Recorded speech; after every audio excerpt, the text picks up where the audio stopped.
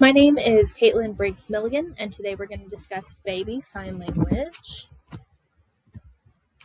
What is baby sign language? It's a way for babies to communicate before they can speak verbally. Signs help babies communicate wants, needs, and familiar objects. Parents and caregivers can teach babies how to sign. Why can babies sign before they can speak? First, we have to address the motor vocal gap. When babies are born and very young, they have gross motor skills such as moving their arms, kicking their legs. We kind of capitalize on these motor skills by teaching them how to sign before their verbal skills are fully developed, which can take months for the mouth, the tongue, and the vocal cords to really come together and define that verbal speech. It also creates a strong foundation. The skills your baby uses to sign are directly related to the parts of the brain that handle speech and language development. We also see a multilingual advantage. Children who sign have cognitive benefits similar to those who grow up in bilingual homes. How is it beneficial? It lowers frustration through communication, encourages communication skills, enhances bonding, supports multisensory learning. We're seeing, we're listening, we're signing. It's good multisensory input there, and it promotes quality time with the caregiver. When can a baby learn sign language? Modeling to create the habit from the time they're even born, they're very young, is a great thing to do. Around 6 to 8 months old, they're going to start developing hand coordination. So around this time, they'll start to clap, wave, and mimic your gestures that you do.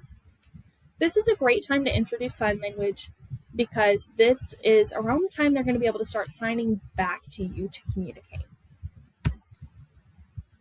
How do I teach baby sign language? Speak while signing. So pair signs, words, and objects. Say you have a bottle, you might say milk and do the sign, milk, and then introduce the bottle. Start small with just a few words and introduce new words gradually. As you're checking for understanding, you'll know where your baby is, what they're understanding, where they need to build more over time. And so as you're checking for understanding and seeing they're understanding the words you've introduced, start to introduce more. Encourage verbal communication as well. They interact with each other in a positive way, sign and verbal language. So if they're signing and still saying the word, that's a great thing. No need to worry. And remember, you're learning too. They're learning, you're learning. Take it slow and try not to get frustrated.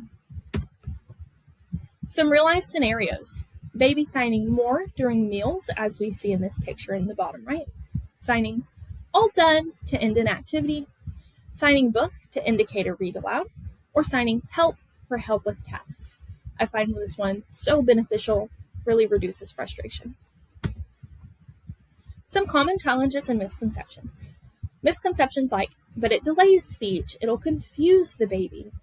As we've discussed before, really these skills build on each other. Researchers have defined time and time again that it's not going to delay speech, and if anything, helps with speech and language acquisition, and that it's not going to confuse the baby as long as we're being consistent. So a challenge is that it does take time and consistency. Sometimes it feels like a really long time, and not all babies may pick it up at the same pace or the same time. This can be frustrating for parents, but it's important to remember that time, patience, and consistency is so crucial, and the benefit really outweighs that challenge in the long run.